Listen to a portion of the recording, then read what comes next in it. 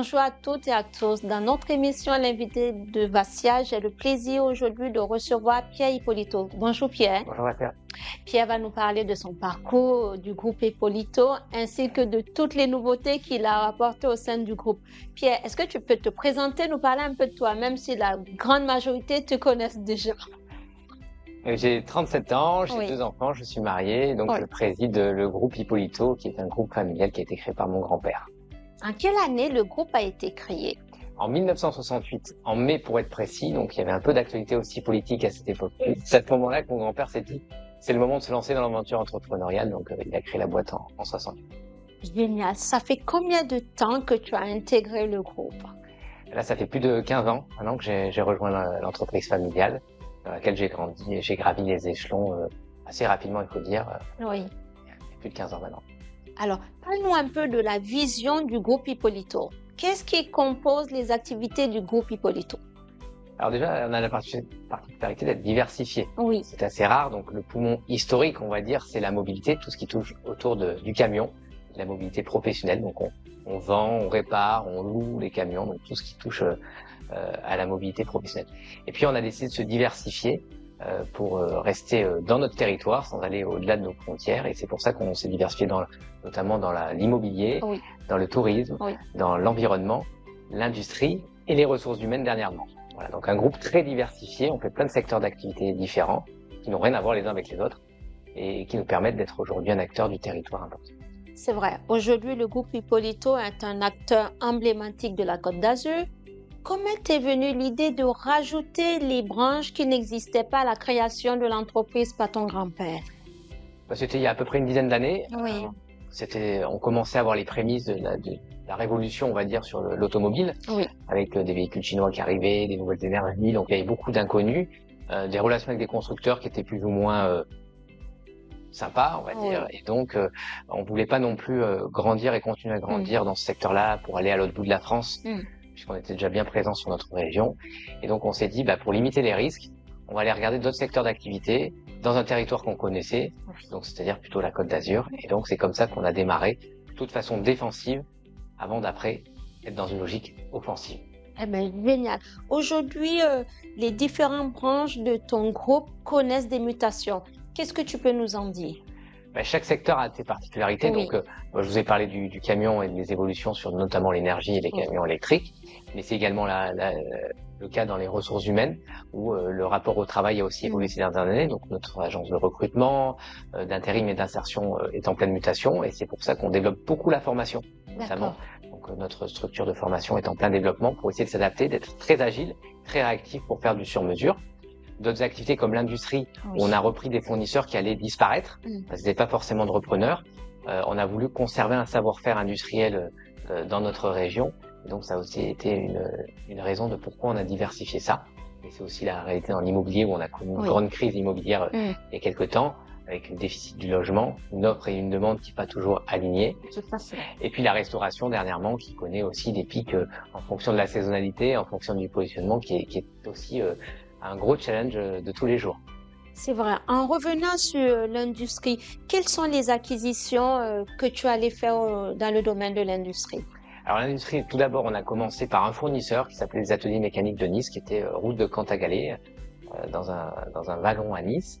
Et c'est un fournisseur avec qui on travaillait depuis plusieurs années, même des décennies. Et donc il allait prendre sa retraite. Et il n'y avait personne pour reprendre parce que c'était de l'usinage, donc c'est des métiers très techniques où on fabrique des pièces un peu sur mesure.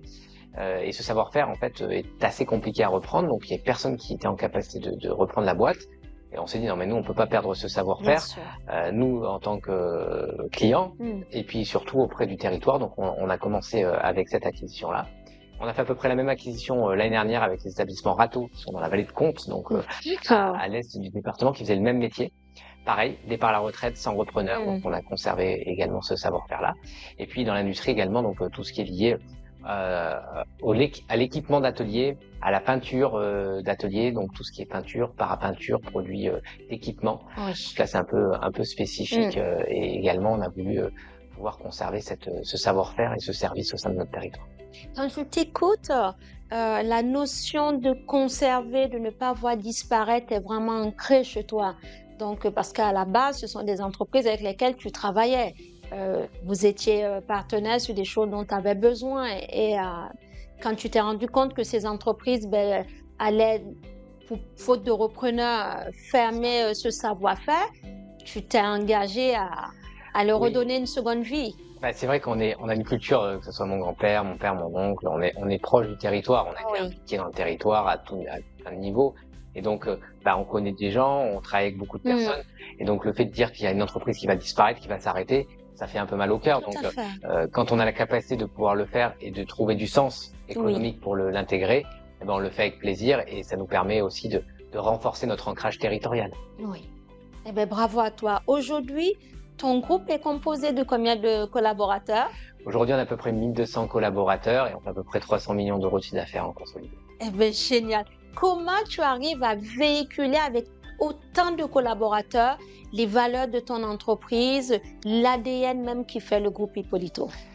C'est par le management. Oui. Donc, notre culture d'entreprise, elle est basée avec des hommes et des femmes qui encadrent tout ça.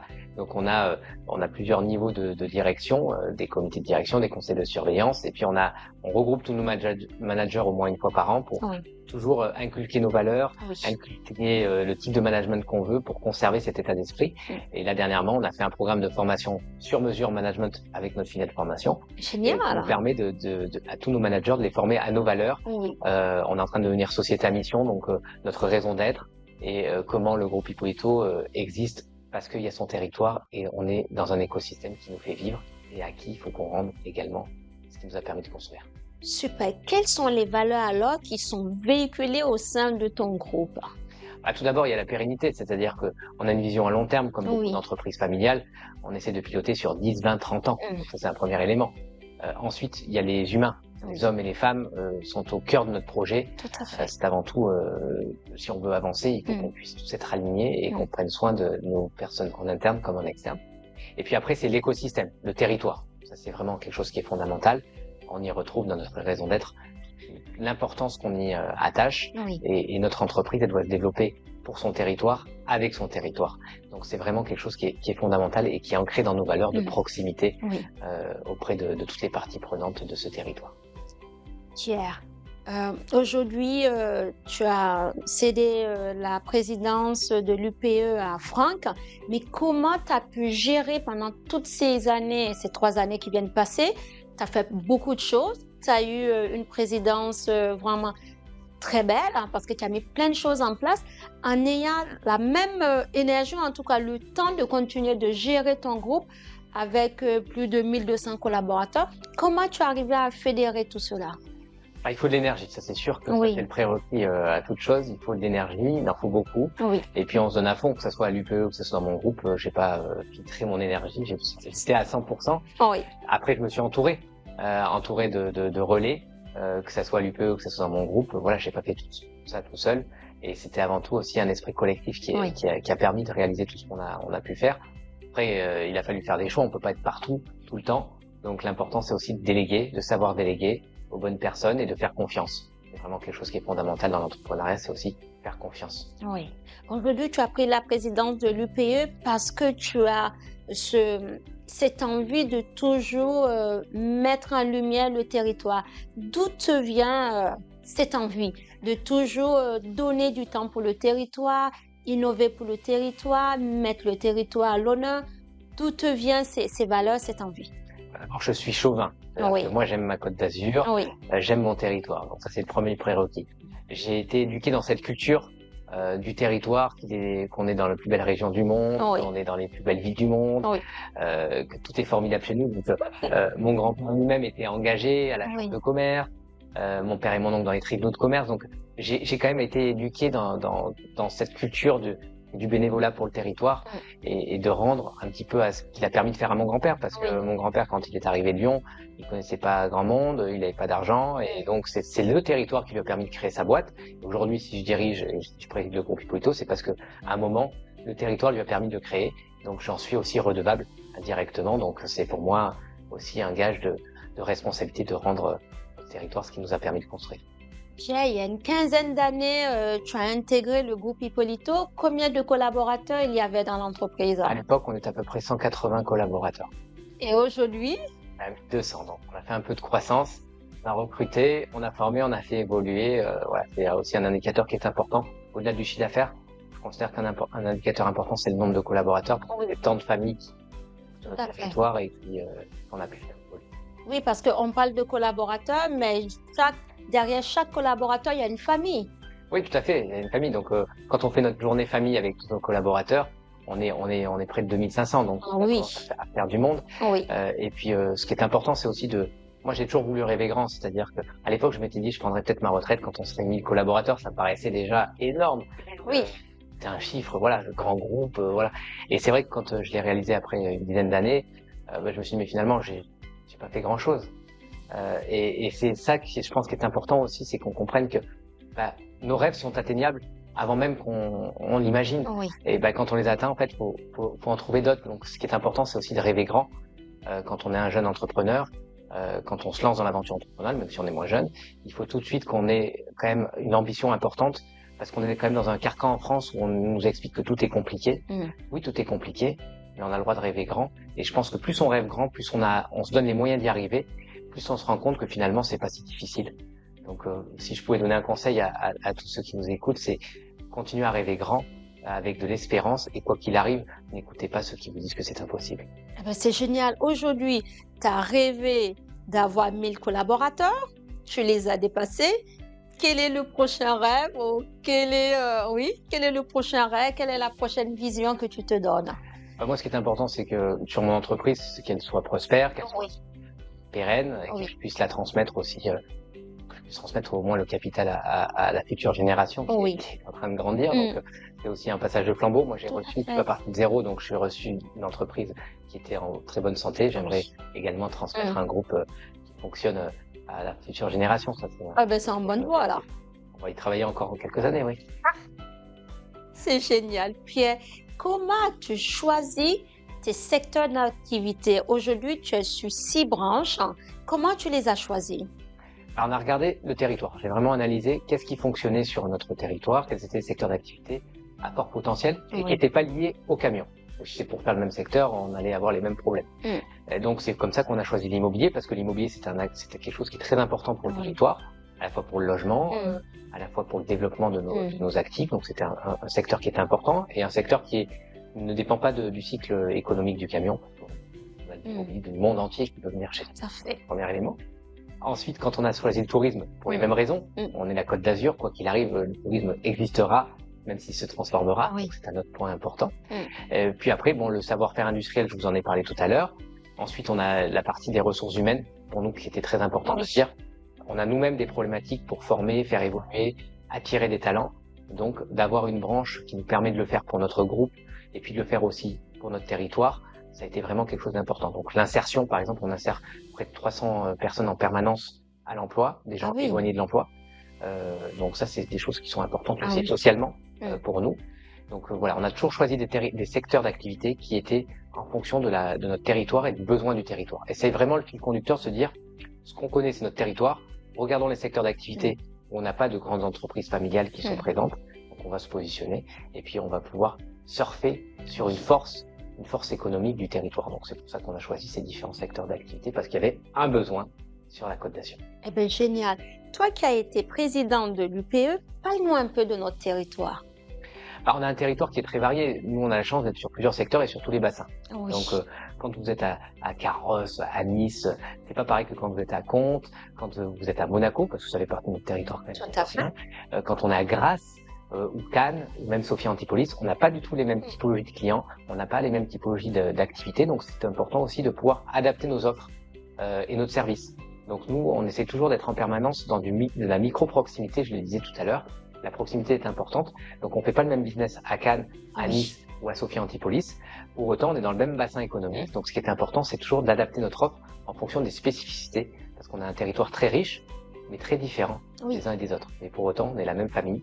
Ce qui est important et ce que je peux conseiller aussi aux entrepreneurs quand ils sont sur Grasse, avant d'aller à Paris ou à Lyon, qu'ils essaient déjà d'aller à Nice, c'est déjà plus près. Et puis c'est aussi un développement économique qui est important. Donc voyons notre territoire comme l'ensemble des Alpes-Maritimes, avec Monaco, voire Fréjus. Et je pense que c'est important que déjà on se développe tous sur ce territoire-là. Ça permettra d'avoir de plus grosses entreprises, plus grosses PME, plus grosses TPE et peut-être un peu plus de TI.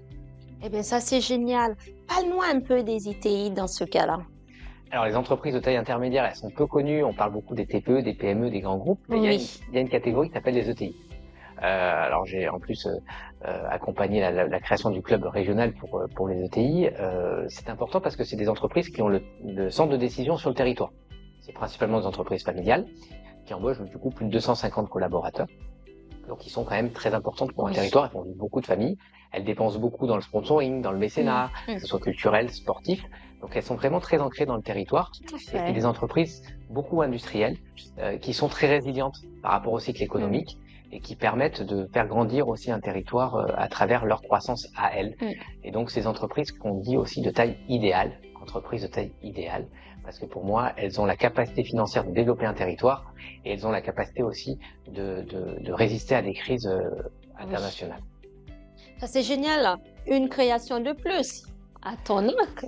Oui, bah, c'était important de fédérer ces ETI parce qu'on les met peu en avant. Elles sont des fois trop discrètes pour plein de bonnes raisons, parce qu'en France, on ne met pas toujours en avant les succès entrepreneurial. Tout à fait.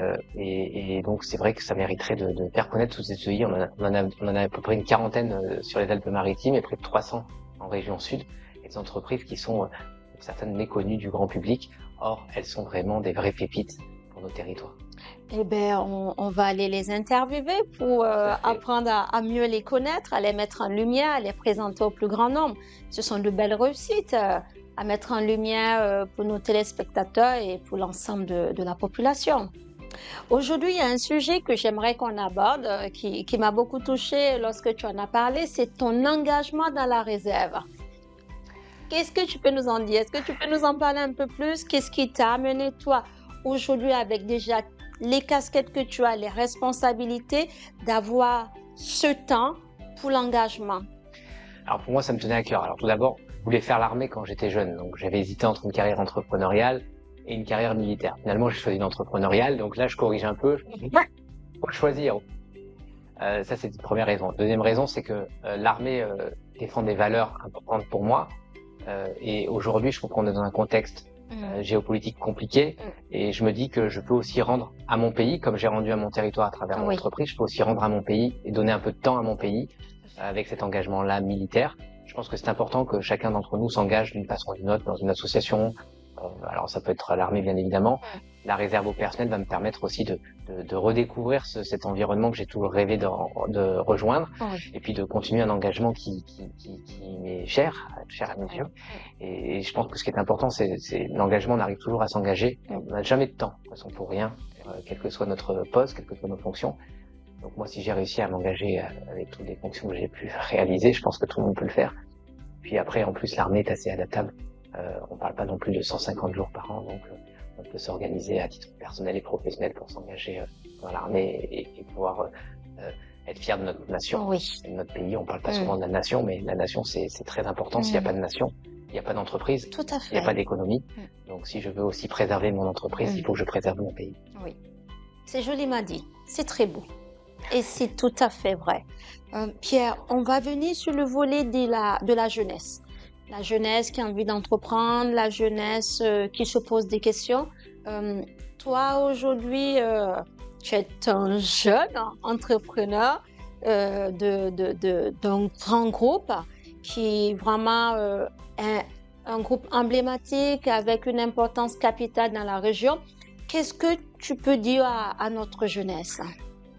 Qu'elle rêve grand déjà, qu'elle écoute pas toujours les anciens. Elle est légitime. Des fois, c'est vrai que quand on est jeune, on se trouve illégitime parce qu'on n'a pas l'expérience, parce qu'on n'a pas les codes.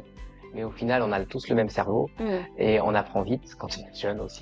Donc la jeunesse a besoin d'être mis devant les projecteurs, et elle aussi, il faut qu'elle accepte cette lumière, parce que c'est trop facile aussi de critiquer, de dire ça va pas, etc. Mais la jeunesse, elle doit s'engager encore plus, et on doit être bienveillant à son égard. Nous, par exemple, pour le groupe, on est mécène de la fondation de l'Université Côte d'Azur, et donc voilà, on essaie d'accompagner aussi par du mécénat des projets entrepreneuriat, et que cette jeunesse puisse grandir, rêver et s'épanouir dans le monde professionnel, parce que franchement, on en a besoin de cette jeunesse. Tout à fait. Et c'est elle qui construira l'avenir. Oui, c'est la jeunesse qui construira l'avenir, puisque c'est eux qui reprendront le flambeau par la suite. Aujourd'hui, selon toi, en 2025, quel est le regard pour toi que doit avoir un bon dirigeant? Il doit être ouvert et agile. Oui. C'est vraiment important. Le monde change très vite Oui. et très incertain. Et donc, il faut toujours être très ouvert, être dans l'échange, le partage et être curieux. Curieux de chaque rencontre pour prendre de l'information. Et avec cette information, pouvoir piloter correctement et faire les bons choix. Parce qu'un entrepreneur, un dirigeant, son travail numéro 1, c'est de faire les choix. Les choix que d'autres ne peuvent pas faire ou les choix que d'autres ne veulent pas faire. Oui. Et donc, pour faire les bons choix, il faut les bonnes informations. Et pour avoir les bonnes informations, il faut en avoir un maximum. Et ça se joue dans les rencontres, dans les échanges, en bas de chez soi, avec des confrères, avec des collègues, avec des mentors, peu importe. Il faut échanger, s'ouvrir pour pouvoir prendre des bonnes décisions. Oui, ça c'est vraiment important d'avoir les bonnes décisions pour faire le meilleur choix. Oui, ça c'est super. Aujourd'hui, comment tu trouves ton équilibre dans la vie personnelle et professionnelle et maintenant dans ton engagement à la réserve? Comment tu arrives à gérer tout cela? Parce que les jeunes et les moins jeunes qui nous regardent se posent également la question. Les journées sont bien remplies. Donc, pour le moment, il faut travailler plus. Donc, ça, c'est déjà c'est un point important. Après, c'est une question aussi d'équilibre et de trouver le bon équilibre. Moi, j'ai la chance d'avoir ma femme qui m'accompagne beaucoup sur le côté personnel. Des enfants qui sont quand même très compréhensifs. Des fois, je suis pas toujours présent. Et quand je suis présent, je suis présent à 100%. Et c'est ça qui est important, c'est quand je fais quelque chose, je le fais à 100%. Et après, quand j'arrête ma mission, je passe sur une mission, je passe à 100% pour pas trop mélanger les gens. Donc, l'équilibre que j'ai trouvé, c'est d'être à fond quand je fais quelque chose, mais par contre pouvoir les faire dans une temporalité qui est limitée dans le temps, une journée, 2 jours, et après passer du temps en famille, c'est aussi important pour couper et me ressourcer aussi pour recharger un petit peu les batteries. Ah oui, ça c'est sûr que la famille et l'énergie qu'elle apporte permettent de recharger les batteries, d'autant plus avec toutes les fonctions que tu as.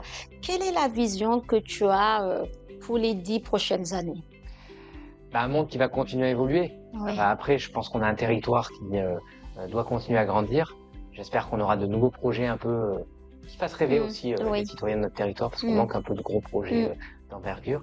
En tout cas, moi, je crois en une économie capitaliste, c'est-à-dire que les entreprises auront une carte à jouer dans 10 ans. Et je pense que justement, les entreprises vont avoir un rôle sociétal encore plus important qu'aujourd'hui, voire potentiellement un rôle politique encore plus important.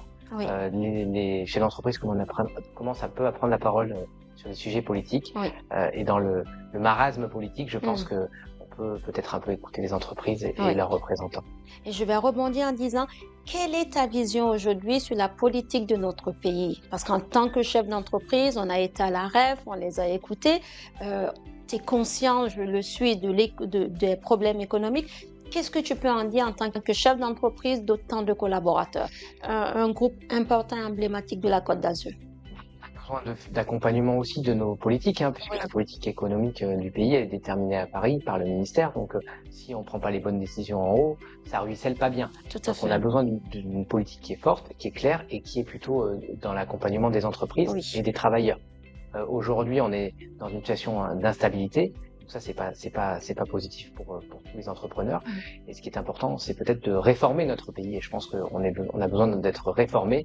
Comme je disais, les entreprises, on a besoin d'être agiles et ouverts. Il faut aussi que la France soit ouverte et agile. Force est de constater, c'est qu'on n'est pas du tout agile et qu'on a les 2 pieds dans le ciment quand on veut bouger quelque chose. Quel est ton mot de la fin?